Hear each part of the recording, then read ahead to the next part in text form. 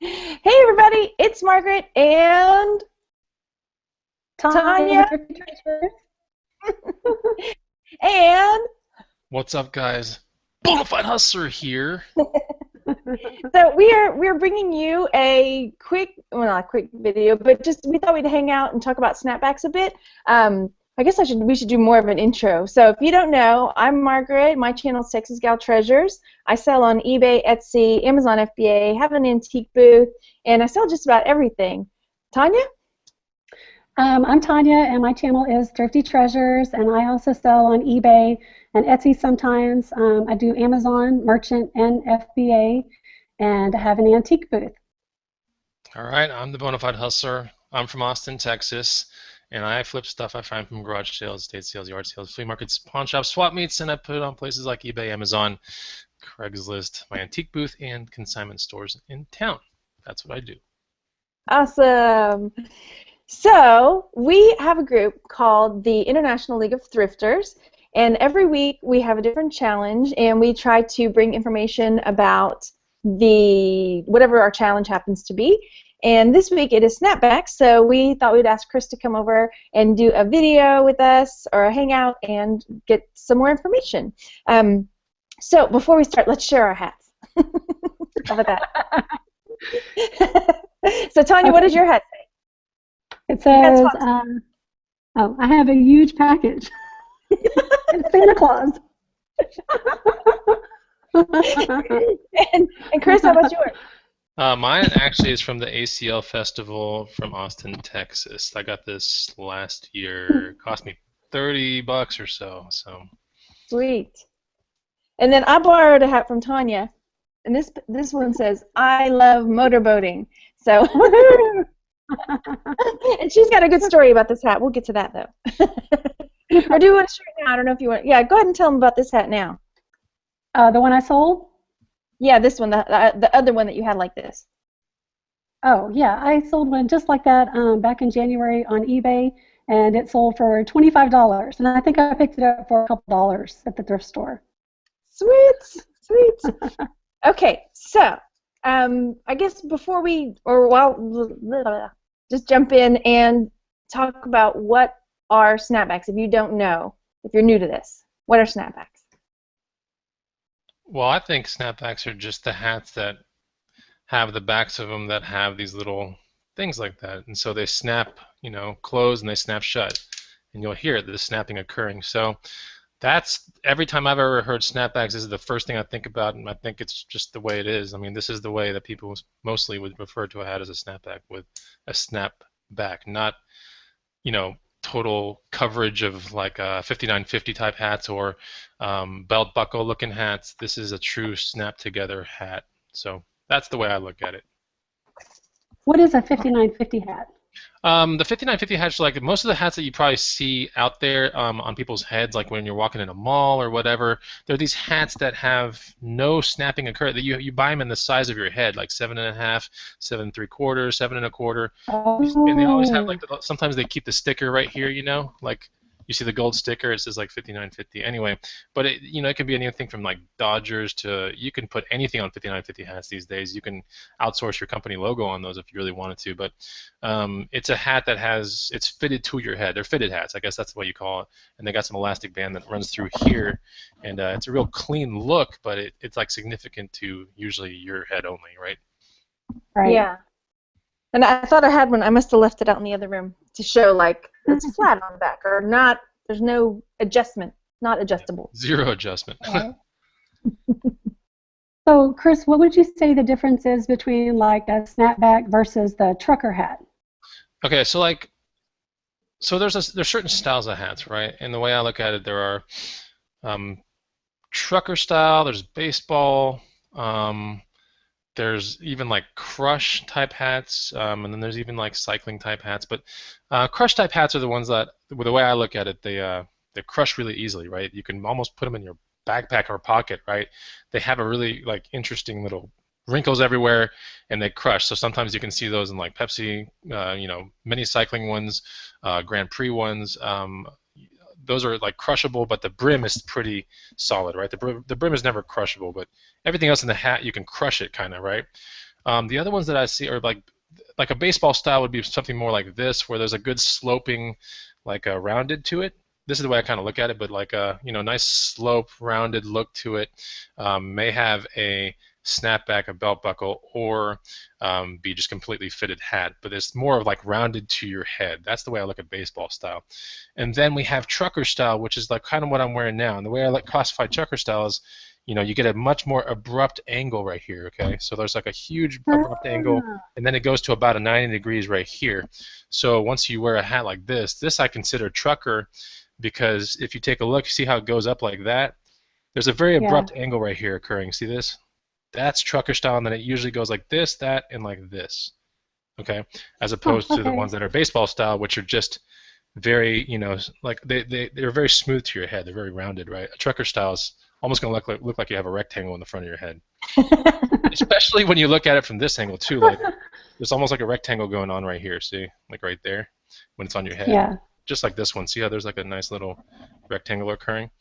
Now if you put this one on, it's totally different. It's like rounded. See? Round. Oh yeah. So, and then this one, the motorboating one's like crushable. It's all like. Yeah. So like there's that. Yeah, that's like a crush one, kind of like right there.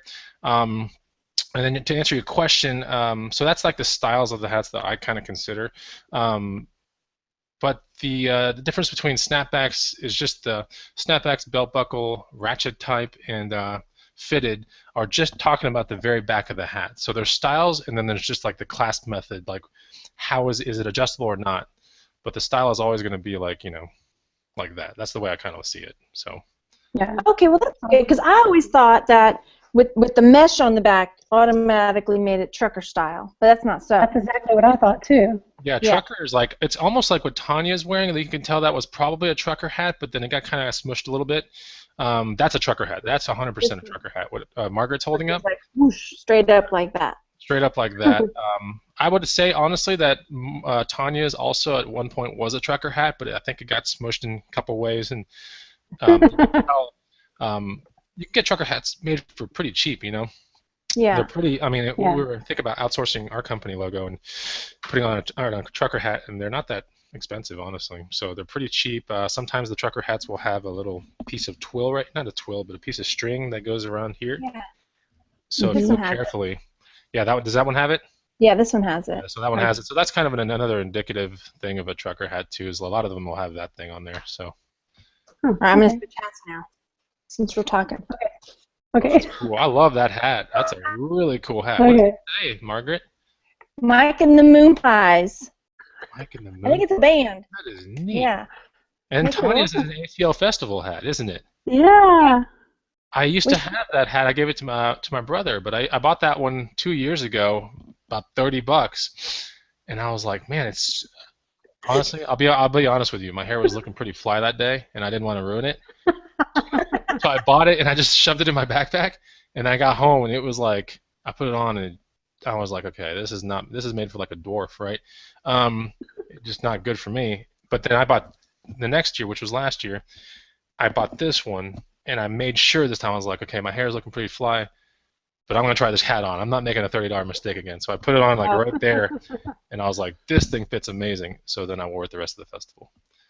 I should have brought a picture of my dad. Okay, do you remember back in the 80s there was that movie called Take This Job and Shove It? Remember that?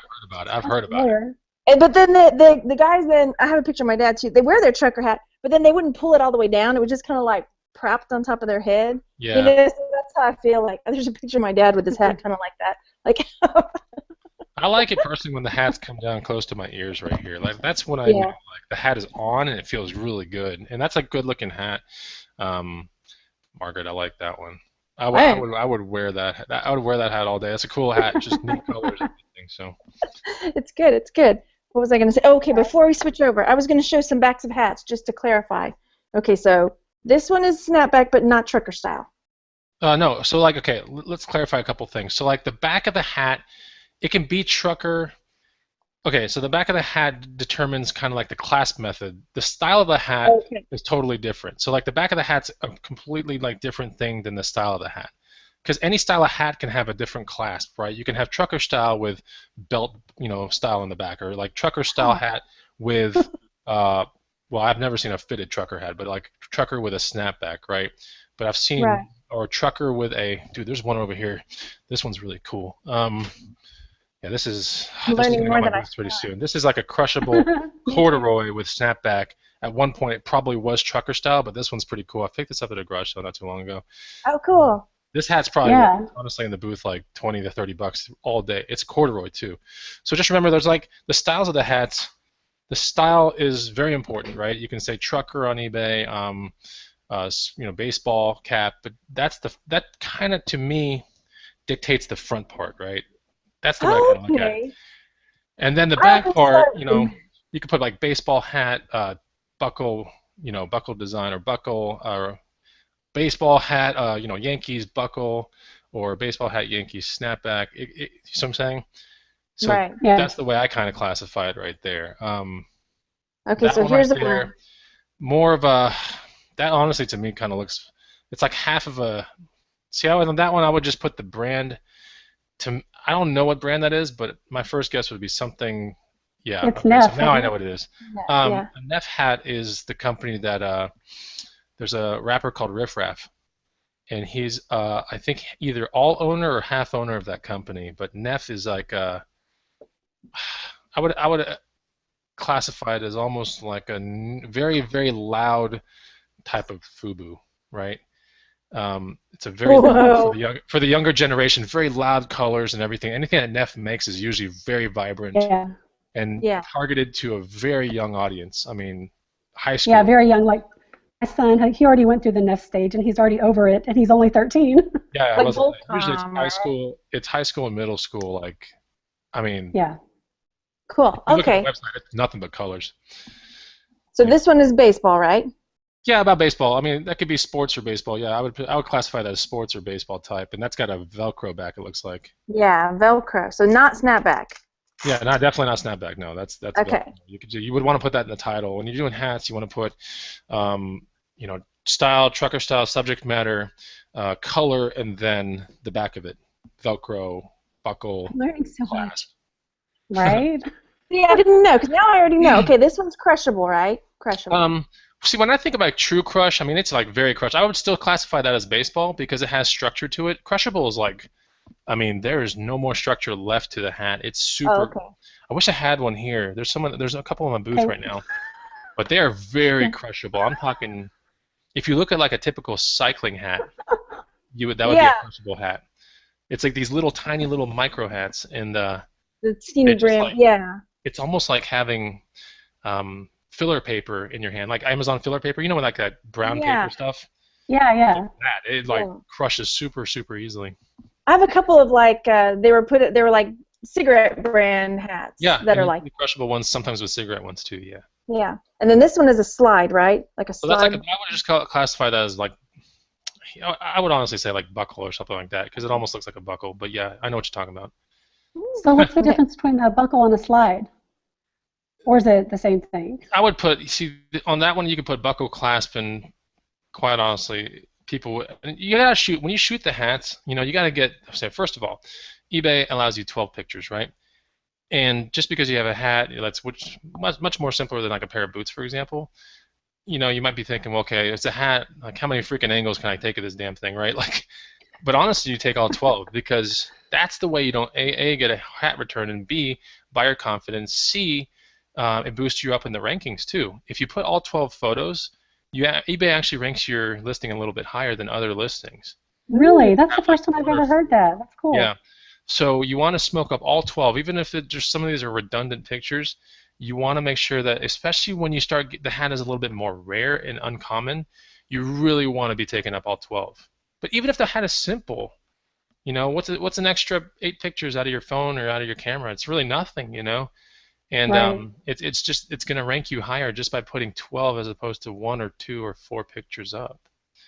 That's a great tip. Yeah, you want to make sure you get all the stuff. And I mean, the most important things when you're hustling a hat is to get the classification right, the color right, the subject matter right, the clasp on the back, whether it's like snapback, clasp, buckle, ratchet, or fitted, right? Fitted is the term for that 5950 kind of stuff. It's just fitted to a head. Usually when you put fitted, you have to associate a head size too, which will be in the hat. It'll be like 7 1/4, 7 3/4, 7 1/2.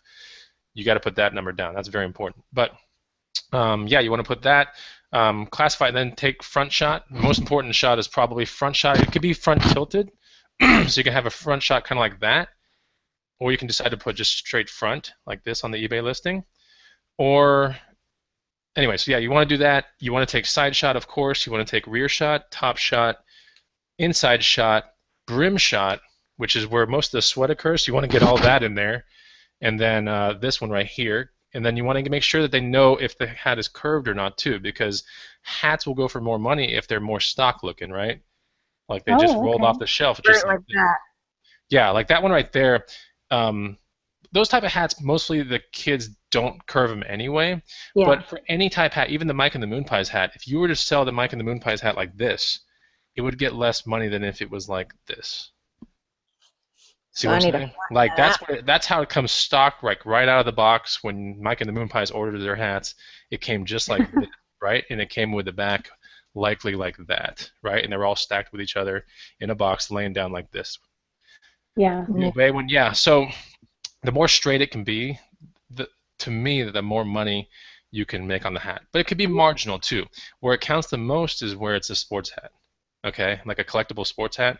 Now you really don't want to be messing with, and you can still do this, but if you want to get the most money, then you can attempt to clean the sweat brim a little bit if you want, but you have to be careful with some of the things that you use, because many agents will tarnish the color of a hat, or it might pull a piece of the dye off a part of the hat and bring it over to a white part of the hat where you don't want the dye. You have to be real careful when you clean a hat, if that's a vintage hat. A lot of times I leave it up to the buyer. And you take 12 really good pictures, even with some sweat on the brim. You know, people out there will do their own cleaning, right? Yeah. And if they mess it up, they're not going to try to return it to you. If they mess it up, they're like, oh, that's on me, right? But if you mess it up, that's on you, you know? Yeah. Okay, well, let's talk. Oh, sorry, go ahead. I was just going to say that taking 12 pictures is a great tip, not just for hats, but for everything. Everything. Every single thing, not just for hats. Hats is just one of those things I think people take only like sometimes 4, or they're thinking it's just a hat, so like how hard can it be? I find myself when I hustle things like tiny things, like a drip tray from a Starbucks machine, or a drip tray from a Keurig, right? I mean, how many freaking angles can you take of a drip tray? Which the whole thing is like, you have to, that's the most important thing. And so I'm not perfect at it. I'm about 80% perfect at that. There's still 20% of my listings that don't have all 12 smoked up. But since I've learned about that, I'm trying to, every one of my listings from that point forward now has 12. Very important. Yeah. That's awesome. Okay, so we talked a teensy bit about sports hats, and I'm going to be honest. I went, before this, I was trying to do some homework, and I went and watched, you guys hosted a green room show about snapbacks, and there was a lot of information about sports hats in that show. Right. So, and at that time I was thinking, oh my goodness, have I been doing this wrong? Are snapbacks really sports hats? Because y'all really focused on that, but no. So snapbacks can be any kind of hats. Right. It could be any type of hat. It can be a trucker. It can be a sports hat or whatever. It's just showing the clasp method of the rear of the hat. Yeah. The front of the hat is a completely different classification. So it could be trucker, sports, crush. I mean, like Tonya said, with those cigarette brands, some of those are crushable. They're clearly crushable. They have like almost no structure. Like if you were to lay them on the table, they would just kind of flop. Right. So but what the most important part about that show is we really delved into the sports hat market pretty significantly. And for anyone that's watching right now, I think the most important part when you're dealing with the sports hats is to get educated on the terms of the sports hats. And so there are 3 terms and 3 companies that I think really stood out to me from that show, that I learned a lot from that show. And quite honestly, going into that show, I didn't know as much as what I thought. I mean, there's so much when it comes to sports hats. The kicker is, if you take the time to learn just a little bit about the sports hats, you can make a lot of money. And your eyes will open up to a completely different market every time you're into a thrift store. You're like, now I don't have to walk past the hats anymore. I can actually stop for a second, start looking, and seeing if I can find some of these gems. And quite honestly, after that show, I started finding gems. I just found more and more gems. So the most important, I think the 3 big things when it comes to a sports hat to look for, okay, like visually just looking at it, you're going to have to determine whether the hat is a script, a big logo, a shark tooth, or a splash, kind of like type hat. So there's certain styles of sports hats have, in the vintage world, have themes to them, I guess. That's the way that's the only way I can really kind of say it. There's some themes to these hats, and there's a theme to the way that the logo is put on the front. So if you see a logo on the front, it's more like a little cursive looking thing, or it just looks like a word, that's classified as script, okay? And that's a very important thing you're going to want on your eBay listing, right? So if you come with like a Dallas Cowboys script, vintage, blah, blah, blah, and we'll get to that blah, blah, blah soon, your script is very important. It has to be one of the first words that you'll probably put in your listing, Good keyword. Yeah, good keyword to put. Second keyword you want to look for, I mean, if your hat's not a script, you're like, okay, it kind of looks like there's some shark fins. That's likely a shark tooth hat, okay? When it looks like it has shark teeth on it, kind of like that, then that's probably a shark tooth hat. And shark tooth hats are, very valuable hats, honestly. So you're going to want to look for that. Again, that would be one of your lead keywords when it comes to the listing. Another one after that is called splash. And while I thought splash was just like splatter of paint kind of look to it, it's not. It's actually like more like a paintbrush stroke. So if you see a hat and it, it's triple colored in the front, Dallas Cowboys, which is typically a black, blue, and white, if it looks like a paintbrush went through it, actually gray, blue, white, sorry, then that's more than likely a splash hat. Okay, so splash is kind of a weird term. It should have been called brushed or something like that, but it almost looks like a paintbrush went through it.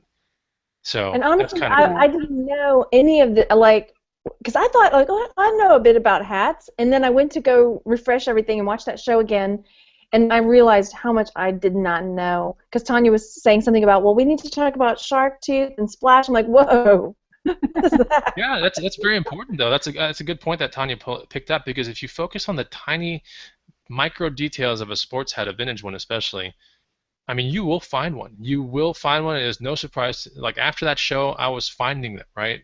Because I was educated and I knew about them. So yeah, but on that show, the best part about that show is we had, I want to say Max on deck. We had Glenn from the Green Room on deck. We had College Picker, who's a big snapback aficionado too, and they visually had the hats like they're showing it to the camera. So it's a cool show.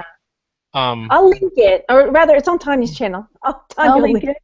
Yeah, very important show to watch if you have an hour to kill. It's just a really good show. I thought it was a great show. It had a lot of great information because it's true. I mean, that's why I enjoy watching videos like that one or like this one, because then when I'm out, I just have that little bit in the back of my head, that one little bit of extra information that when I'm looking at stuff like, oh yeah, I remember that's something, Yeah, and that's all you need. Definitely. You just need a little bit of education. Most people, think you need to read books on. No, you just need a little bit. You need a little bit to at least pull the trigger on something, and maybe it makes you $10. But quite honestly, after that show, I found a fair amount of hats that were worth a lot of money. Like I found good hats, and it just was an hour out of my time, and I hosted a show that had good information, and that's just what we're trying to accomplish here too. Is like we'll get you some tidbits, but that's all you need, like Margaret said, to get out to the thrift store and a garage sale.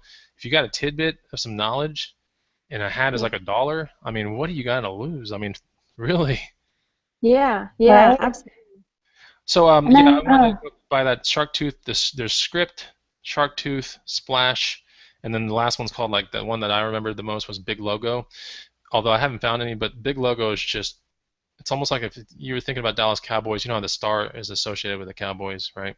So the big logo would be like a gigantic like star on the hat. I mean, like a really big one. I mean, it encompasses like the front and part of the back. So when I think of big logo, I'm thinking of big logos like encompass not just the front, but other parts of the hat as well. The three brands you're going to really want to mess with, and I want to say that the ones I've been finding recently have been a Logo Athletic, so that's the first. The second one you want to be looking at is Sports Specialties, and then maybe New Era, but for the most part, Sports Specialties, Logo Athletic are really, really kind of safe bets to start opening up your eBay completeds and taking a look at, can this hat sell for, X amount of money? What's it worth? It's $1 in front of me at this thrift store. Like, what can I sell this thing for? So yeah. Right. So I have this one that oh no, it is. Okay, I was looking at this right here. And I was like, okay, let's see if he lists off one of the brands. Yeah, maybe I've got it. I think that one's classified as diamond, if I'm not mistaken. See how the front of it has those little diamond-looking things? Ooh, diamond. Okay, that's a new one. I was So like, oh no, it's not. Darn it. So, but it is a logo athletic. yeah. Yay. Okay. But yeah, look at the front of that hat. So that's called diamond style, I want to say. And that is, you can see those little diamond-looking things. See that? Yeah, right here. And so yeah, Yeah, I didn't even know that was a style. when you list that one, I would classify that as diamond, honestly. So Okay, cool. So now I know, because before I didn't know to call it logo athletic. yeah. I would have just put pro line. Now, logo athletics is very important. Like it's stamped on the Right outside. there. Usually LA, yeah. It's LA Exactly. right there, yeah. And usually there'll be an LA graphic in the front too. Yeah, there it is. So, or L graphic. See, I had no idea. It's a nice hat. Okay, so quick question. I'm jumping over one of Tanya's real quick. We'll come back to it. Sorry, Tanya. So how do you know if it's a knockoff? Like, is there something, I mean, or would we get more information if we went over and looked at the green room Snapback? Yeah, even on the Green Room Snapback show, we didn't talk about knockoffs, and quite honestly, I might be the wrong person to ask about that with that question, because I'm still technically in the beginner stages of the vintage sports hats. I'm in the more advanced stages of the trucker hats and all that other random stuff, but in the beginner, I consider myself in the beginner stages because my hat flips on the sports side my good ones are at least in the 10-15 range at this point, right? 10-15 quantity, right? Whereas I think there's some other members in my room that might be in the 50, 100 category, 200 category pretty quickly, and especially College Picker. But he doesn't sell half of his hats. They're just sitting in his room. Like, he has so many. You guys have, if you saw his hat collection, you guys would flip out. And it's all worth good money. What'd you say? I wonder if Glenn has a video about it. Because Glenn Zubia, he does bids. Yeah, he sells hats. I mean, I would say Glenn Zubia, Max in the Green Room, College Picker. College Picker's more of a hat collector. Glenn's more of a hat seller. Max is more of a hat seller. And Glenn's Hustler Hacks, right? Yeah, he's Hustler Hacks on YouTube. He's got a great channel. But yeah, I'm still in the beginner stages. But quite honestly, the most important takeaway I think is, with the small amount of information that I learned, I was able to take that 1 hour and probably make a couple hundred out of that hour just alone through the hats I've found. So right. It's very important. The knockoffs, I think there's got to be a way that you can figure that out. I have not gotten that far yet. Probably a better question for one of those other two gents. And so, Tonya, since I jumped your question, I'll lead you in. Let's say that I had a hat and there was just like a picture of a bee on it. I would consider that. See, it's the question. If it has a picture of a bee and it's like what, Charlotte Hornets or like something like that, usually like the Hornet's gonna have like Hornets on there or Charlotte on there or something. Typically the word will be with it. But I see what you're saying. If it just has the logo of the team, then I might. I think there's like a website, like sportslogo.net.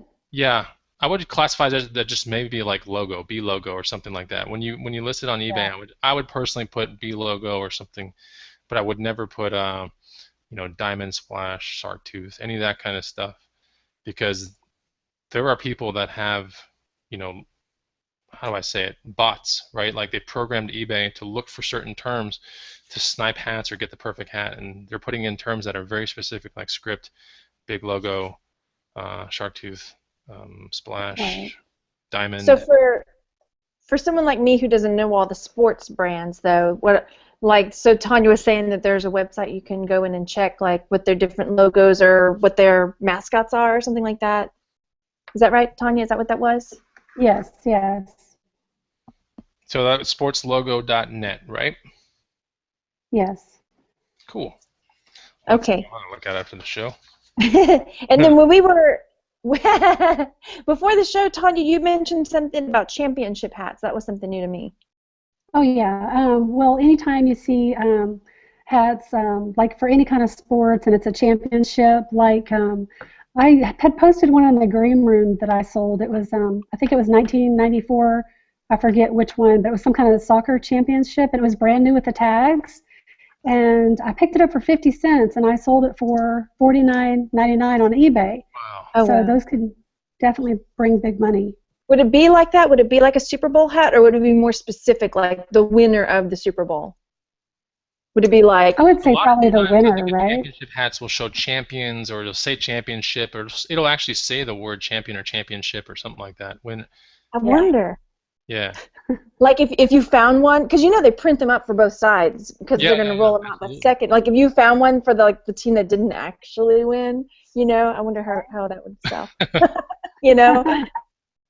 I think they Um, ship that stuff off to like third world countries, right? probably. Yeah. Tip if you're in a third world country selling on eBay. Be on the lookout. Okay, so is it cool? Are we ready to move on, or do we Yeah. have a question? Should I stop? Yeah. Okay. So would you say, Chris, that brands are more important or subject matter? With my experience in hats, and like I said, I consider myself more of an expert in the trucker style. Trucker style depends heavily on subject matter, regardless of brands, because a lot of these trucker style hats are printed on very cheap manufacturers hats, right? But the logos are everything. The logos, the sayings. I mean, if a saying is even somewhat catchy, that hat can fetch 15 plus on eBay, right? If it's in good condition, unbent bill, all that kind of stuff. But yeah, so right there, yeah, don't mess with Texas. I mean, you could, if you have a long-term play on that hat, I mean, that hat could sell for probably 15 plus easily, and it's got that cool trucker style. Plus, it's patch, right? I want to say that's a It's patch a on the patch, front, right? yeah. Yeah, So it's a a patch hat, patch. rather than actual printed graphics, will sell for more Yeah, as well. that's a So patch. yeah, patch is cool. Don't mess with Texas. That's a killer hat right there. Killer. Like if you put that in your Yeah, booth, I know. I like it too. I guarantee you that'll probably be gone for like 20 bucks, maybe more. So that's another Wow. good keyword, like to know, like this is a patch, and like this one is straight on embroidered. There's a That's embroidered on patch there. embroiders, and then there's like actual printed graphics on it, which is more like this. This is a printed right here. See this? It's like real Yeah. flat. There's no like if you were to rub your hands on it, like your fingers on it, you wouldn't really even feel it, right? But you can feel embroidery. Patches like this. Here's a patch one right here. What I'm wearing on my head is also a patch. You can actually see the Yeah, patch this is a on it. patch. Yeah. So patch hats technically do a little bit more. When you do trucker hats are all subject matter and color too. So color and subject matter. I'll tell you why. Because subject matter on this, for example, if you were to put this right here, okay, 7-Eleven, which we all know. Oh, If you were to put this on a just white hat, right? Yeah, it'd sell for like probably 10, 15. Now, the fact that it's on this hat, and when I bought this hat, I actually did buy it off eBay, and I spent, I think, maybe 20 bucks on it. But it's a vintage 7-Eleven retro hat right there. So, as you can see, it's got pink and it has black, and it's probably, my guess is early 2000s or late 90s, right? But I liked it a lot, and it's pink and black, and it's yeah, I neat, like right? it. I wore it on a video one time on my channel, and immediately, some of the comments were like, "Okay, that hat's awesome. Like, we like that hat. That's cool." But We that's don't all have it's neat. 7-Elevens down here anymore. Yeah, you're right. And a lot of Uh-uh. them are just in Cali. Actually, we still have some in Austin, but a lot of them are in California. That I've known. But subject matter, I mean, 7-Eleven people identify with things. I mean, you're right. If you had them when you were a kid, then if you see a 7-Eleven hat later, it takes a couple seconds, and if it's in a booth or it's on eBay, like me, it's an impulse buy, right? And Right. if it Right. looks good, and this thing came like this. I mean, it was just like flat, and I knew this thing was like mint. The guy said mint retro 7-Eleven hat, and I was like, all right, looked it all up, and I was like, all right, it's definitely retro, and it's got the undone bill, so I can decide whether I want to keep it straight, do I want to curve it myself, and that warranted the 20 bucks that I paid for it pretty quick, warranty. Yeah. Right. My favorite trucker hat ever. You've probably seen this on my videos. I don't know if you. This Oh, one right yeah. here is on like a lot of my videos, not every one of them, but a lot of the earlier ones too. This one was found at a garage sale. I think I spent like $3. I probably got like 20 hats, and this guy was in there mint. I mean, just like sitting like this, mint, and it says just cruising. You know, Hold it still. Oh yeah. it's a cruise ship with a little rainbow going over it, and it says just cruising. And I like it. I like it because the color was cool. The subject matter is like totally awesome, and plus it just says just cruising, which is kind of like, it's not a life motto to myself, but if you just Yeah. cruise through life and you don't get stressed out about too many things, like everything will just work itself out, right? Yeah. Right. So And then, that's cool because that leads kind of into the next question or topic. Or when we go out, like a lot of times Tonya and I go out together, she will pick up hats that I am thinking, what is she, in my brain, I don't say it out loud, what is she doing with that hat?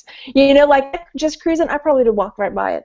But she, like there was some oil field hat that she picked up. It was all like splotchy, tie-dye looking, and I was just thinking, what? Exxon. Yeah. But sure enough, that puppy sold. And I was like, man, you know. So Yeah.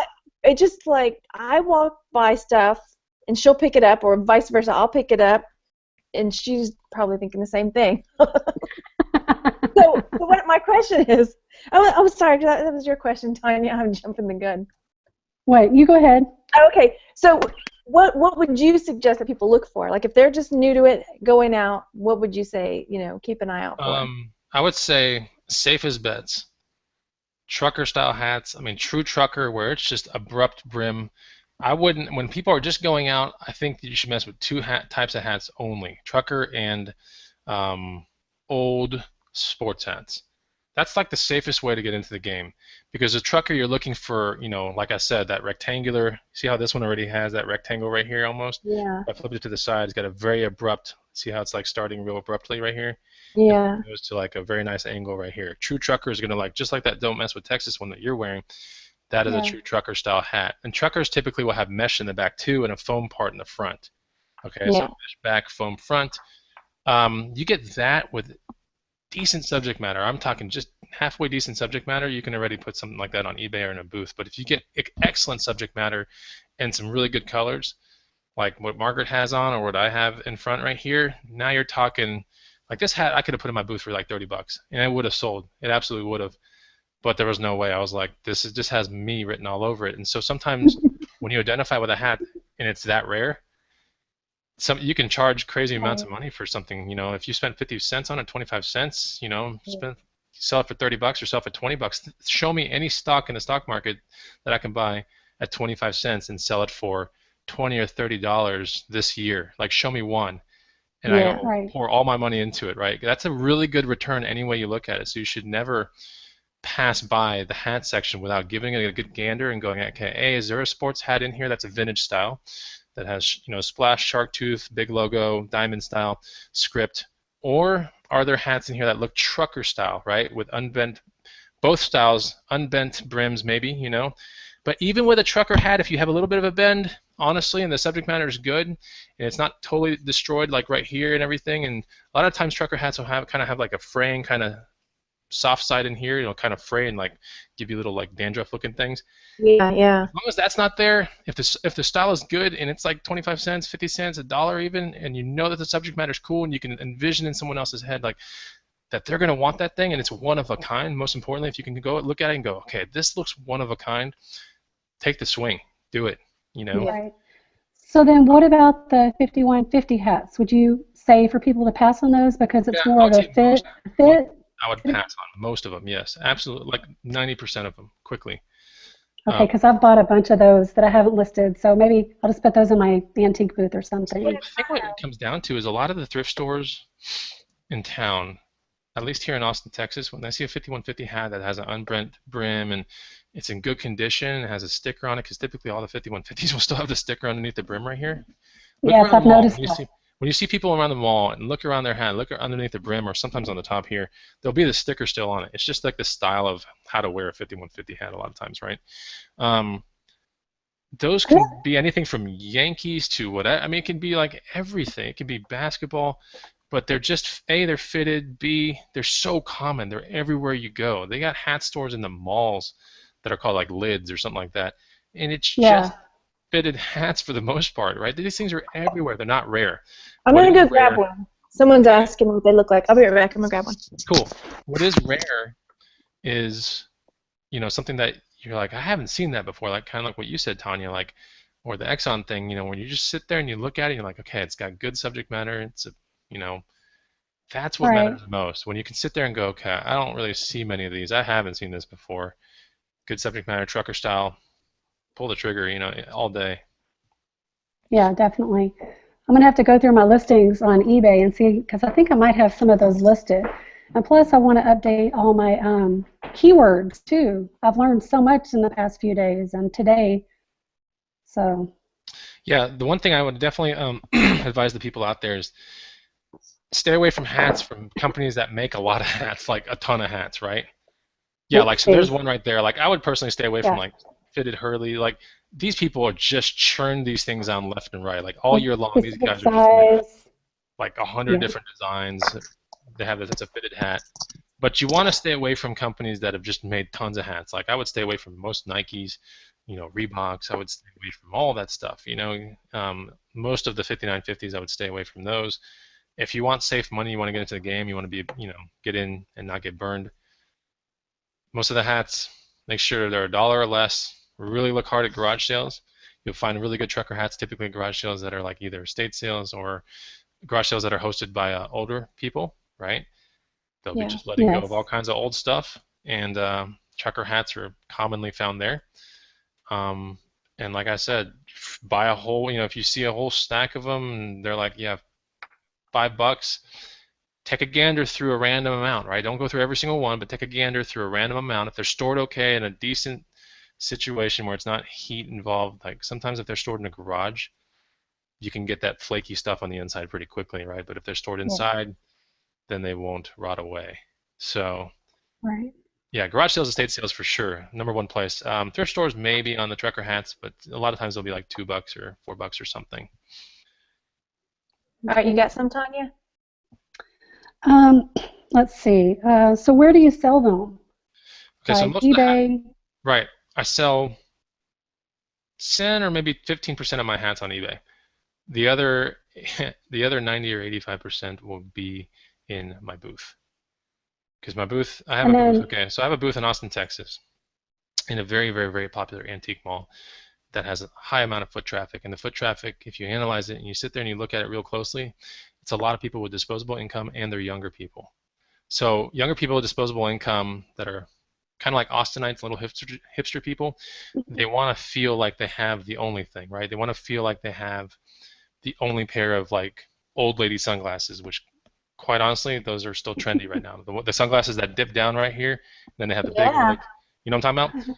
I just sold a pair this week. I know exactly what you're talking about. So, you get people like that cruise through, and it's like they don't want the norm. They want to feel unique, right? It's just like every band out there, every hipster out there, they want to have one-off kind of things, right? That someone goes, and they want people to notice them for their one-off selections. So that's the reason why a lot of these one-off hats that I find sell really good in the booth, because I can put them and I put even crappy subject matter, great condition trucker hats for like $8. I'll put them in the booth for $8.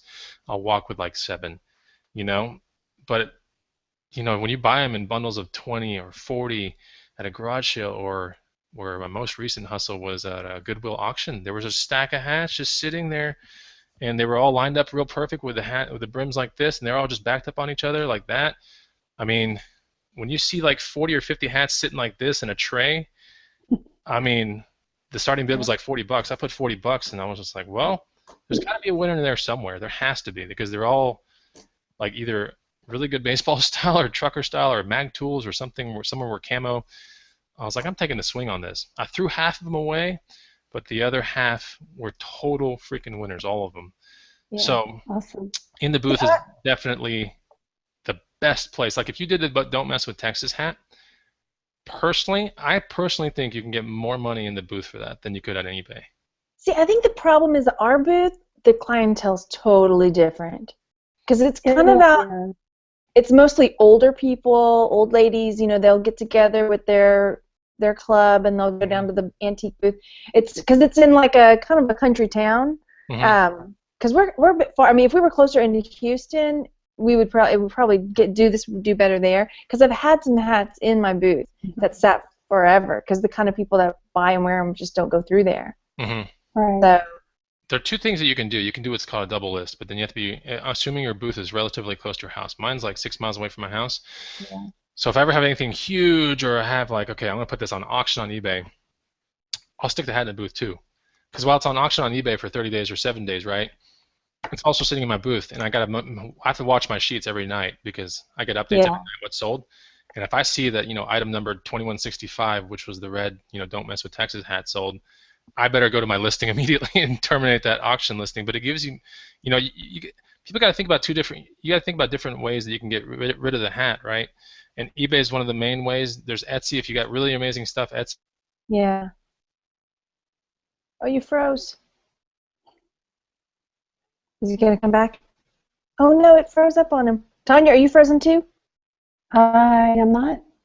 Uh-oh. So, what was I gonna say about the booth? Oh yeah, he was saying that. I guess he gets a printout or a list of what's sold every night. Is what he was saying. But ours doesn't do Right. that. Yeah, he Uh, can look at what's sold online. If we want to know what's sold, we have to actually go to the store and ask for a report. yeah, we can't go and look at it on the internet, which would be super awesome. Oh, Chris, Right. I hope you can hear us and figure out that you're frozen to go out and come back in. Oh, okay. But Tonya, you were saying you had some hats that were the, what are they called again? 50, 150 or something like that?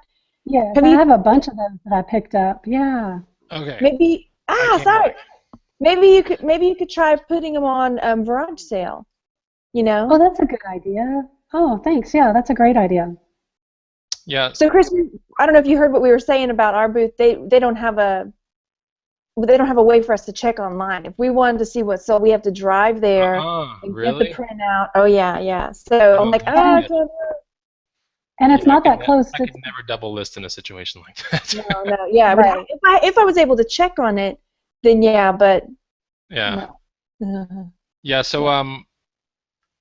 going back to that one other, kind of tell you like the breakdown of kind of how I do it.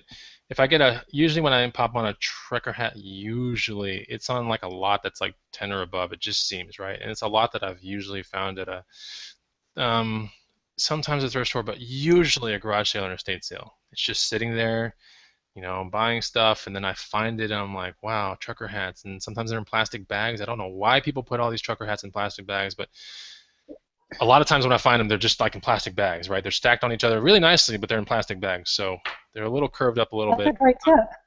Um, and so I look at them, how much for the trucker hats? $3, cool. I'm like, I randomly check, if I see 10 of them, I'll check 2 of them. I'm like, okay, because I want to make sure that at least one of them can sell for like $8, right? One sells for Right. $8, I've made all my money back, and then the rest of them are just all profit. But I might also be throwing away half of them because that goes through my head as well. And typically I do throw away about half of them because they got little, specks of stuff flying off the inside spongy thing. Yeah. So it's kind of like a deal killer. When you find that, I really don't like to move them on either avenue of eBay or Amazon, or eBay or my antique booth. But when I get home, I analyze it a little bit more, and I judge the subject matter based upon my history of what I've seen around town, people wearing on their heads, and knowing your town. You just got to know your clientele, know your town, and go with that. And then of course you look at the composition too, because truly like a corduroy hat carries more weight than like just a normal cotton twill hat, for example, right? Yeah. So a Yeah. cotton twill, I mean, the one I showed you here was corduroy, and corduroy, we all know what corduroy looks like, but it's got those like kind of channels in there, little tiny rivets and channels. So Yeah. corduroy, this is probably like pretty heavy, not heavyweight, but they call it a certain, like when corduroy is real fine, you would say fine corduroy, but this is not Yeah. fine corduroy. This is normal corduroy. So this right here in my booth, or on eBay, I bet you I can get 20 to $30 on this kind of stuff. But I Right. analyze those hats when I find them, and then from there I decide, okay, which one goes to eBay, which one goes to the booth. Typically, all of them go to the booth, but there are a couple times where I'm like, okay, this one totally belongs on eBay. Um, some of my best eBay score to date. Honestly, it could have been this one hat I sold one of the green room members, but I Yeah. sold it to the green room member, right? But that probably was a $75 hat all day. It was a Dallas Cowboys shark tooth vintage logo athletic hat, perfect Nice. condition. I sold it to him for $10 because he's a really cool guy. But that could have been a $75 sale all day. My best hat on eBay sale right now has been 42, 49, I want to say, and that was a I don't know if it was vintage, but it was a San Antonio Spurs. It could have been vintage or maybe retro at least. San Antonio Spurs, no crush. I mean, it was not a crush hat, but it also wasn't a crushed hat. It had all of its like structure. The more structure the hat has, the more flat the bill is, the higher the money is going to be on the hat usually. So you want to, Yeah. you want to get a hat that looks like it just rolled off the shelf. Like that alone, you put that on eBay, no sweat stains, no brim stain, that kind of stuff, and that's going to fetch some good money. My highest one to date was in 42, 49 on eBay, and then I think below that was an Epcot Center hat that was it could have been corduroy. It was super sick. That was from a Goodwill. That was like $4. Sold it for 30. Was it 35? Anyway, and then there are many hats in the booth that have sold for good money too. And I like those a lot because those are 25 cents, 50 cents, and those are selling for like minimum $8, all the way up to about 25 5, I want to say, is the highest my booth that I've sold a hat for. How about you, Ty? Wow. What was your biggest hat score sale, whatever? Probably that soccer one I was telling y'all about that sold for The champion. 49. And then I also sold some of the Enron hats. I posted in the green room. I picked up 2 Enron hats, and they actually both sold, I think, for like $20, $30. Yeah, because that's So, like iconic. I would have bought one yeah, of those off of you. Yeah, I'm surprised. See, the green room goes way too fast sometimes. I would have bought one of those off of you so fast. Because that is yeah, the second anybody sees an Enron hat, you immediately think like, wow, like that Yeah. A is one of a kind, and B, yes, it marks a point of history in the financial world where everything went south. And so right. um, And that's it's why I picked it up. I heard you talking about it one time. If I ever find an Enron hat, and I should have tagged you in it. oh Yes. yeah, because people like if you Yeah. look at Enron stuff, collectibles on eBay, the mugs are in there, the hats are a little bit more rare. You sometimes are jackets, I things that think I have people a got, like windbreaker. employees, yeah, like things that employees got as gifts, right? Like when I worked for Marlboro or Philip Morris, should I say, I was getting all kinds of Marlboro stuff, like all kinds of things, and some of it is actually pretty valuable, and I kept it, but I was just getting it because it was in meetings, right? It was just like mass-produced stuff in meetings, but then with the litigation of the cigarettes and everything being so strict after those meetings, the things that we got were A, one of a kind, and B, you can't find them on an open market. So same thing with the Enron stuff. Like some of these people got jackets in the meetings, or hey, you got the best, salesperson of the month award. Here's your Enron jacket, or here's your Enron hat. Here's your good, you've been a good employee. Here's your Enron mug, and here's all this Enron stuff. And then the whole company collapses, and then it's Yeah. like these really hard to find items originally now are even super harder to find, and they have to deal with the subject matter being a crash of a huge company in Houston, Texas. I Hmm. mean, all the stars Right. align when you have an Enron good. Let's put it that way. Yeah. Mine was my biggest one was on Etsy. I sold a Ferrari hat Oh, for 30 cool. bucks. And That's then Nice. yeah, and so I'm looking at, and that one went to Germany actually. A guy in Germany bought it. so And then like I the Ferrari sold. hats could have been like I'm trying to think. It probably wasn't was it a black one with the Italian colors on it, or was it a red one? Here, I'll screen share because I have it up. Boom. Let's see, share. Okay, can you see it? Yeah, I see it. So it's this one right here. Okay, I see it definitely. So that it had this little slide like there. See, look, I did it. I left Snapback in there, and I should not have. That was a big no-no. So Yeah. that one. Oh yeah. So Yeah. I can totally see that happening. That's nice. I But like then that. these two sold. These are both $24.99. That's a corduroy Vans. Exactly. When they start when And then the actual material becomes more hard to find or a little bit more rare than that. Yeah. So now you have a trucker plus corduroy on that one with a white string in the front, which is cool. So the contrast is really neat on that hat. I like that one. That's a yeah, really nice hat. I would have bought that all day. So that's corduroy trucker style. That's nice. yeah. Nice. And then that marathon one. I have gotten ahead since all of this, so now I can take better pictures. Okay, Yeah. let me. Yeah. 12 pictures. Yes, Well, is that Etsy or is that eBay? That's Etsy, right? that's Etsy. Yeah, that's Yeah, I don't know Etsy. if more pictures on Etsy correlates to you being a higher in the search with your listing, but I know for a fact on eBay that it 100% works with any item, not just hats. If you take up all 12 pictures, they will rank you higher just with your listing. That's good to know. Yeah. Yep. How are you doing with hats on Etsy, Margaret? I'm pretty good. That one sold a couple weeks ago, 2 weeks ago maybe. Remember I had that weird story? There was somebody in England that wanted it, and he kept messaging me going, "Can you take a picture of it on your head? Can you like have it at this certain angle? Can you?" I'm like, "What?" So no. But anyway, the guy in Germany bought it, so it's doing okay. Awesome. I mean, I sell some. I Yeah. sold a Screeching Weasels hat too, like a band hat that had but that one was on eBay. I can't remember exactly how Okay. much I sold that for. So since we're what kind of ROI can you usually get? I mean, we kind of talked about it. You Yeah. can pick it up for Play your $2. cards right, you can get into thousands pretty quick. If you play your cards right, you can get into the thousands, no problem with a trucker hat. See, that's the thing about trucker hats as opposed to like, um, I want people to think that most people when they do with it, okay, let's put this into comparison with like let's say FBA, right? You go into you go into a Walmart, right? You go in and you're searching for FBA stuff. You're typically dealing with barcodes, and you scan some items, and you have a $30 item that's going to cost you 33 bucks out the door that sells on FBA for, let's say, 44. Okay, you will walk with $44. If you look at the Amazon seller app, it'll take out the fees. It'll tell you what you're going to walk with, right? And you might be thinking, man, like, who's going to risk $33 to make an extra 11? Then you play the rank game, right? If the rank is super low, then really within like 2 weeks of check-in, maybe a week of check-in, you'll get the $11. And that's a good proposition all day. But in reality, that's really only like an ROI of 33% or so, okay, into the entire mix. Like you put up 33 bucks, if you get $11 back, that's 33% of your original value, right? You're making 33% ROI.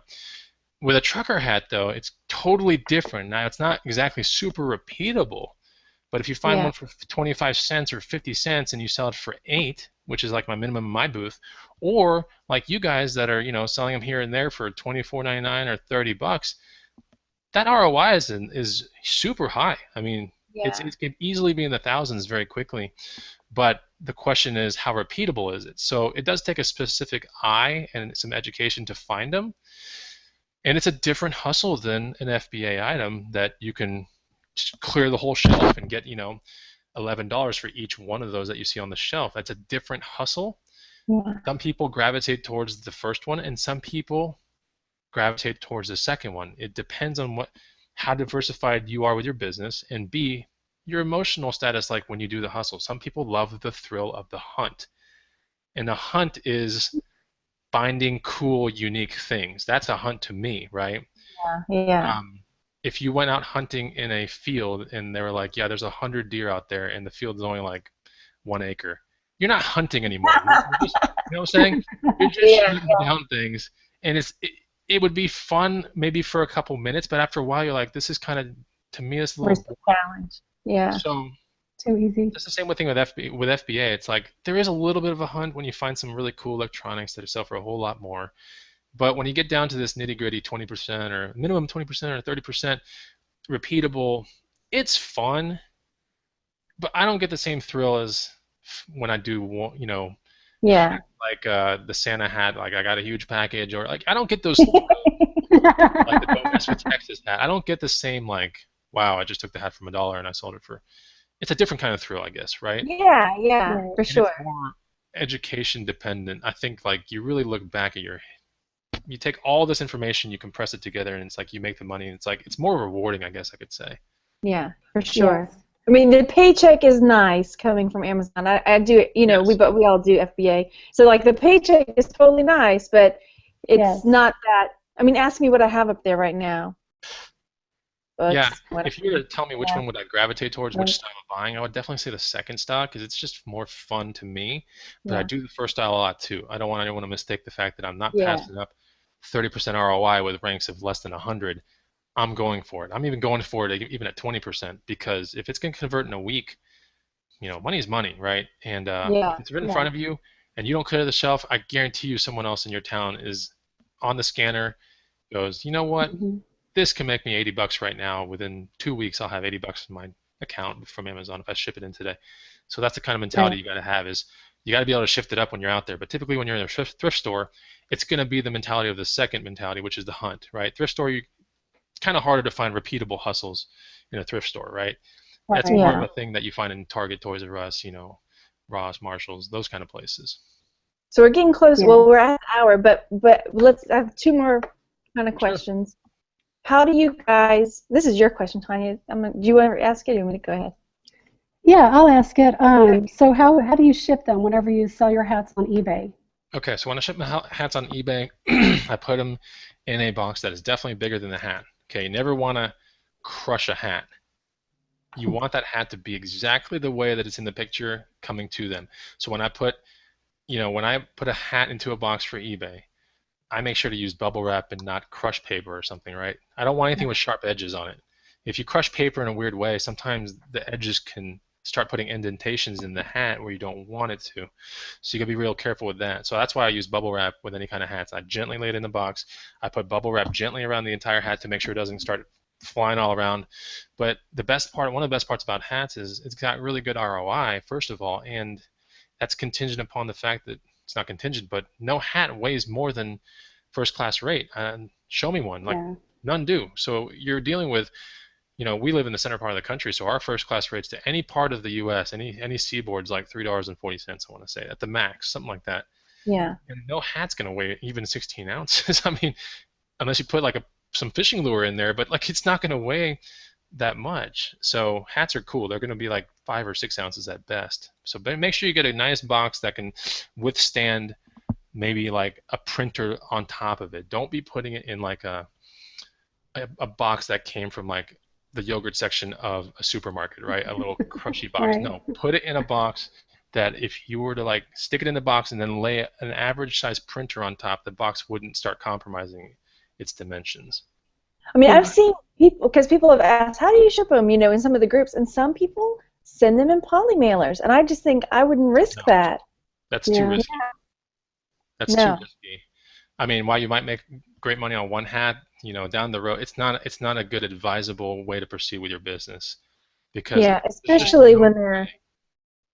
Look at the way people handle these boxes in the post offices, and look at even from the day that you drop it off. I mean, they're just taking that box and just like chunking it behind them into a trough, right? So like, when something's in a poly mailer, that better be a piece of clothing or something that just cannot be broken, like a Nerf scope or something that just can't be crushed itself. Right. A hat can be crushed pretty easily. Yeah. Yeah. So do we have any more questions in the chat that we wanted to answer before? Because I'm pretty much out, or we are.